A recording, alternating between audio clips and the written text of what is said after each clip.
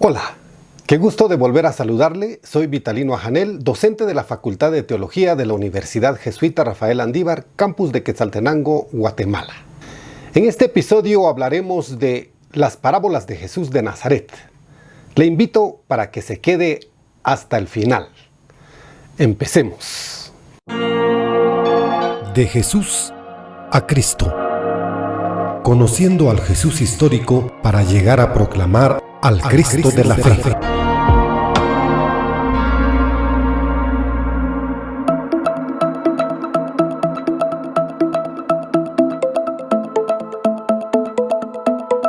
La búsqueda del Jesús histórico es importante, según Álvaro Cadavid, porque la búsqueda del Jesús histórico no deja convertir la fe en Cristo en una mera doctrina, en un símbolo mítico o en cualquier forma de docetismo o gnosticismo, sino que, ante todo, recuerda que la fe es fundamentalmente adhesión existencial a una persona que existió en una época y en un lugar determinado.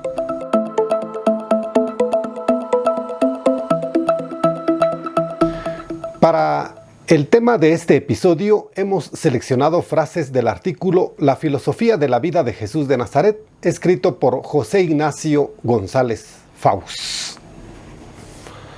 La pretensión del actor al escribir este artículo es sacar de las parábolas evangélicas algo así como una sistematización del modo de pensar y de ver la vida, la cosmovisión o la filosofía de Jesús de Nazaret. Antes de seguir, es necesario definir el término parábola, que para José María Castillo es el género literario que escogió Jesús para manifestar el contenido más profundo de la expresión reino de Dios.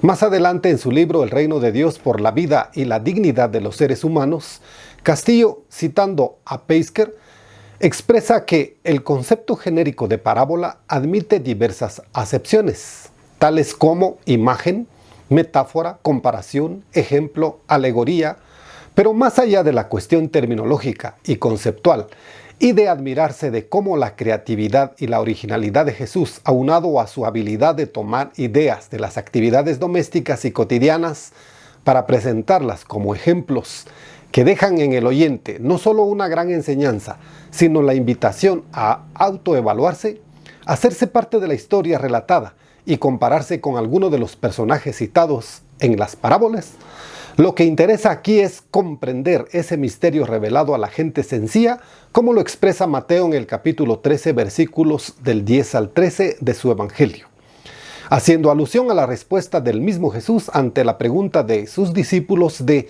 ¿por qué hablaba en parábolas? Y él dice: a ustedes se les ha concedido conocer los misterios del reino de los cielos, pero a ellos no.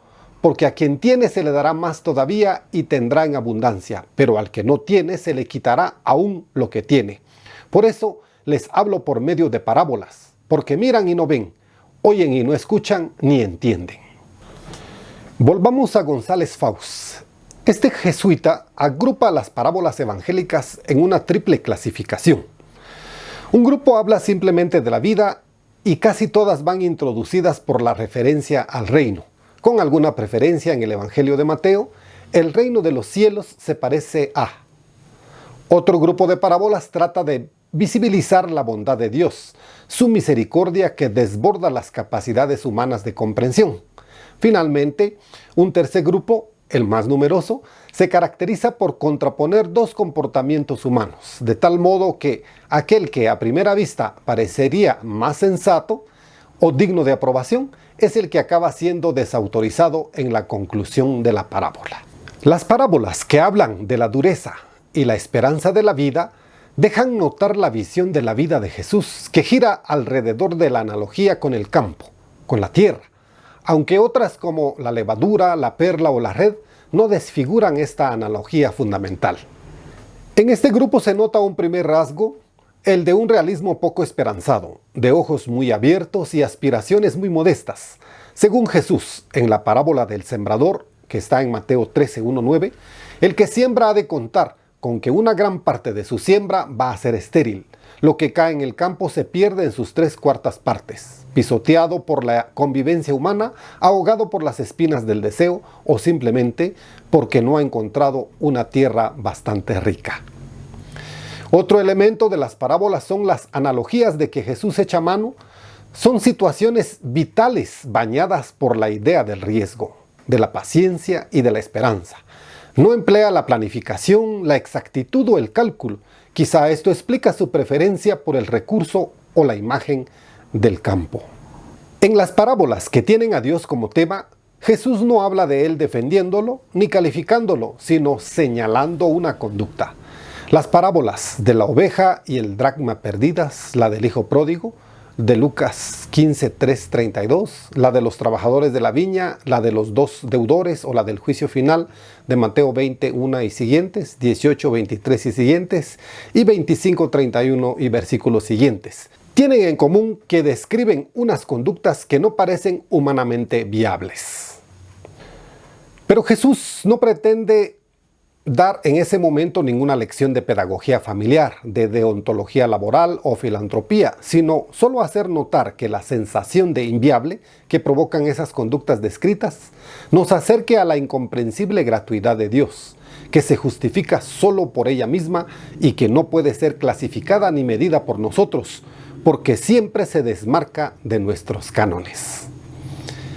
La mayoría de las palabras de Jesús contraponen dos conductas humanas, de tal manera que resulta desautorizada aquella conducta que en una valoración convencional o ambiental sería la buena y la recomendable por los hombres.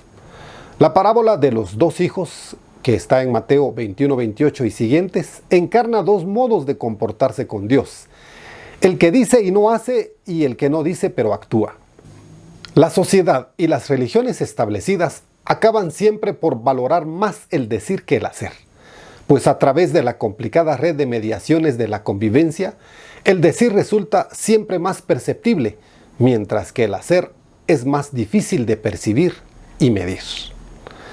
González Faust concluye su artículo señalando que la importancia de su nota es subrayar que la ética anticonvencional que las parábolas de Jesús propugnan solo es comprensible desde la fe en estos 2 puntos. Primero, que esta realidad desastrosa está, a pesar de todo, trabajada por la semilla de algo maravilloso, el reino de Dios, aunque esa semilla conviva con otra del mal y se dilapide en buena parte como el polen de las plantas y tenga además sus ritmos que nosotros no podemos forzar. Y segundo, que solo se sostiene desde la fe en la increíble bondad de Dios.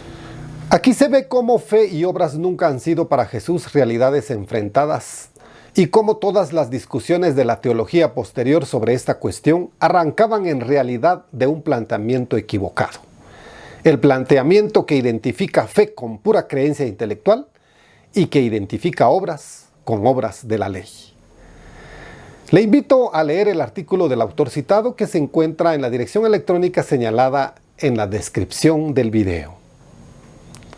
En el siguiente episodio de esta serie hablaremos sobre los milagros como signos reveladores y liberadores de la presencia del reino de Dios.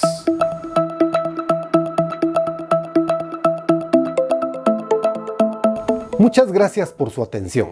Y no olvide que debemos conocer al Jesús histórico para llegar a proclamar al Cristo de la fe con razón, sin fanatismos ni fundamentalismos. Hasta el próximo episodio. De Jesús a Cristo. Conociendo al Jesús histórico para llegar a proclamar al Cristo de la fe.